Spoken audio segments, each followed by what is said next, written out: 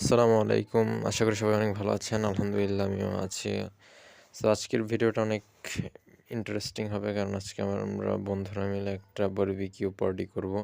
So আমরা প্রথমে বিকেলের দিকে বের হয়ে পড়ছি কিছু বাজার-টাজার নেওয়ার জন্য। আজকে অনেক কুয়াশা, ওয়েদারটা অনেক ঠান্ডা। সো আমরা বেরিয়ে পড়ছি চৌমনি যাব আজকে কিছু বারবিকিউর জন্য যেগুলো প্রয়োজন ওগুলো নেওয়ার জন্য সবাই মিলে বের হয়ে গেছি। আপনারা দেখতে থাকেন। প্রথমে আমরা মুরগির দোকানে চলে এসেছি। একটা মিডিয়াম সাইজের একটা মুরগি নিব। এরপরে দেখতে থাকেন আপনারা। আমার ভয়েসটা অনেক বাজে হয়ে গেছে কারণ ওয়েদার ঠান্ডা যার কারণে একটু ঠান্ডা লাগছিল। এরপরে বাজার-টাজার নিয়ে সবাই ঘরে চলে আসলাম। এরপরে আমরা এখন বাকি যেগুলো কাটাকাটির প্রসেস আছে ওখান থেকে কেটে নিয়ে এসেছিলাম। এখানে এখন মেরিনেট করার জন্য মশলা-টশলা দিয়ে মেখে রাখবো কিছুক্ষণ। প্রথমে আমরা বারবিকিউ মশলাটা নিয়ে নিলাম। এরপরে আদা, রসুন, গোলমরিচের গুঁড়া এরকম এক্সেট্রা আরও অনেক কিছু উপাদান দিছে। আমার ঠিক মনে নাই। সো এরপরে আমরা ওগুলো মেরিনেট করে দিয়ে এখানে আগুন ধরিয়ে দিলাম বারবিকিউর জন্য। তো এটাই তো মেইন প্রসেস। সো আগুন ধরানোর পরে এখানে আমাদের ফ্রেন্ডটাকে লাকড়ি কাটতেছি। এটা হচ্ছে ইউসুফ। এই যে এটা আমি। সো দেখতে থাকেন। আজকে অনেক মজা হয়েছিল ওইদিন। প্রথমে বারবিকিউর নেটটাকে আমরা একটু হালকা তাপ দেওয়ার জন্য বসিয়ে দিলাম।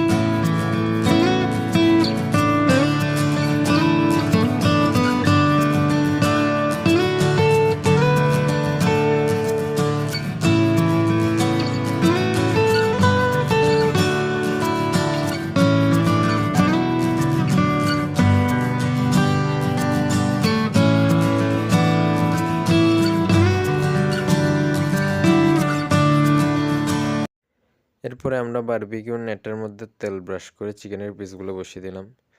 আস্তে আস্তে সবগুলো পিস বসানোর কাজ চলতেছে এখন। তো আমরা বন্ধুবান্ধব নিয়ে ধরুন আনন্দগুলো আমাদের জীবন থেকে চলে যাচ্ছে কারণ এর 10 বছর পরেও যে আমরা এই আনন্দটা পাবো এটার কোনো গ্যারান্টি নেই কে কোথায় চলে যাবে। যার কারণে ফ্যামিলির সাথে এবং ফ্রেন্ডদের সাথে এ ধরনের এনজয়গুলো করার মধ্যে অনেক ডিফারেন্স আছে। এখানে অনেক কিছু শেখার আছে, অনেক কিছু বিনোদনের আছে। কিন্তু ফ্যামিলির সাথে করলেও আনন্দ আছে, আমি আনন্দ নাই যেটা বলবো না। কিন্তু ফ্রেন্ডদের সাথে করলে আলাদা একটা এনজয় মোমেন্ট ক্রিয়েট হয়ে যায়। এই ভিডিওটা আরও 2-4 দিন আগের কারণ আমি মাঝখানে একটু অসুস্থ ছিলাম যার কারণে এডিট করার সময় হয়ে ওঠে নাই।